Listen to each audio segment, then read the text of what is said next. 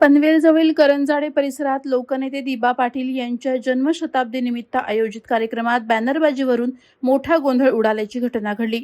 विरोधी बॅनर झळकवल्याच्या कारणावरून दोन गटांमध्ये दिनांक 13 जानेवारी रोजी जोरदार राडा झाला। प्रत्यक्षदर्शींच्या माहितीनुसार कार्यक्रमस्थळी भाजपाचे काही कार्यकर्ते बॅनर घेऊन आले आणि त्यामुळे उपस्थितांमध्ये हुज्जत सुरू झाली, असा आरोप एका गटाकडून करण्यात येत आहे। सुरुवातीला शाब्दिक बाचाबाची झाली, मात्र काही वेळातच हा वाद तुंबळ हाणामारीत परावर्तित झाला। या घटनेत अनेक जण जखमी झाल्याची चर्चा असून घटनेनंतर दोन्ही गटांनी एकमेकांविरोधात पोलीस ठाण्यात तक्रारी दाखल केल्या असल्याचे समजते।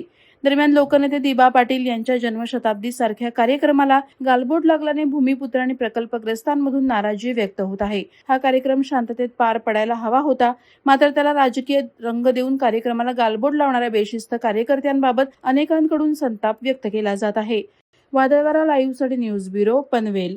नवी मुंबई व रायगड जिल्ह्यातील ताज्या बातम्या आणि घडामोडींसाठी सबस्क्राईब करा वादळवारा लाईव्ह चॅनल आणि दाबा बेल आयकॉन।